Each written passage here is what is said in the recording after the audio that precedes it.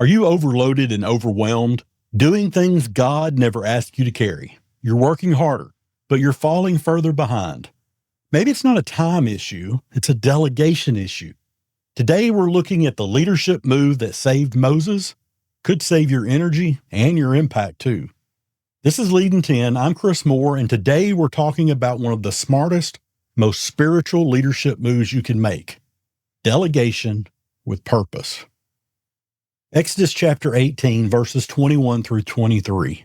Moreover, thou shalt provide out of all of the people able men, such as fear God, men of truth, hating covetousness, and let them judge the people at all seasons. So shall it be easier for thyself, and they shall bear the burden with thee. This is Jethro talking to Moses. Moses has been judging the people by himself, making those decisions all day, every day. And his father-in-law says, man, this isn't good for you. You're wearing yourself out. Delegate, share the burden, let others lead too. And what happens? The load gets lighter, the people are better served, and Moses is able to last. Look, most of us struggle with delegation. We say things like, look, it's just easier if I do it myself. They won't do it like I would. I'm better at it. I don't have time to train someone else how they should do it. But here's the truth. If you don't delegate, you will suffocate.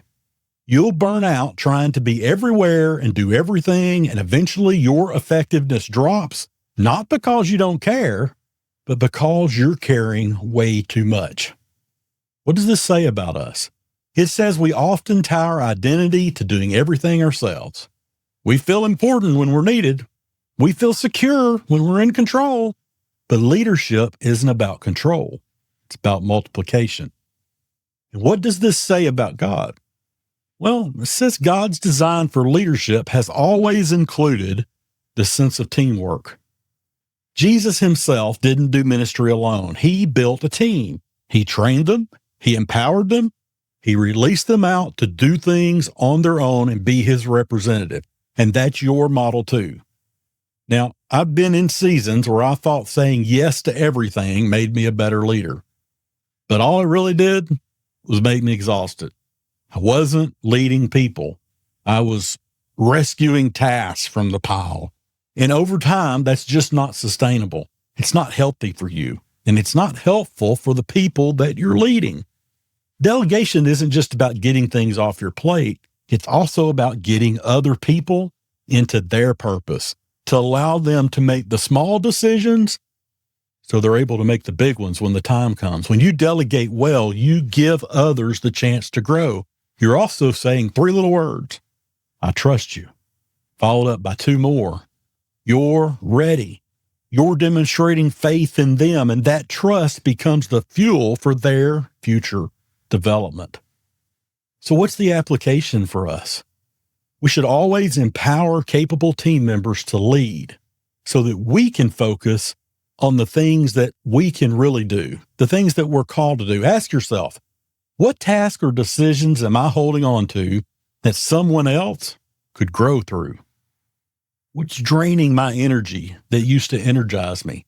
Am I doing work or am I multiplying leadership?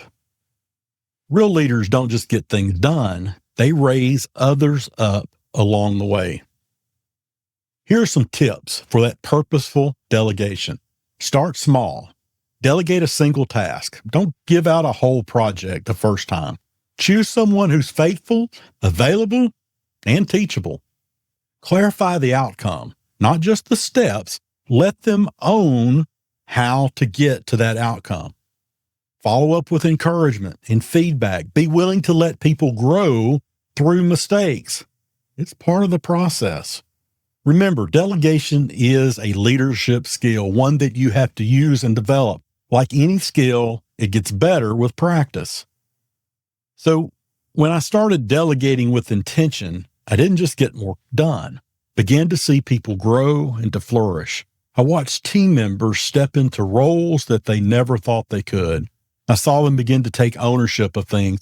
I saw them start to then do the same thing to others. It began to multiply into other people. And guess what? That's when I knew I wasn't just leading tasks. I was leading people. So here's your challenge for today. Delegate one meaningful task this week and provide encouragement, not just instruction. Find someone you trust, give them the why behind it, give them the outcome, and then let them step in and lead.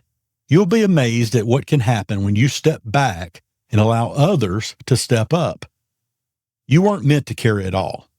Leadership is not about being the busiest person in the business. Hustle culture, that's not it. It's about being the most intentional. You delegate with purpose. You don't just lighten your load. You begin to multiply your impact.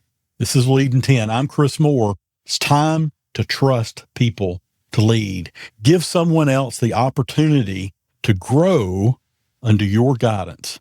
If this episode encouraged you to let go just a little bit, tap that like button. Subscribe so we can keep growing together, and share this message with one leader you know who's trying to do it all themselves, and remind them you don't have to carry it alone. You shouldn't carry it alone.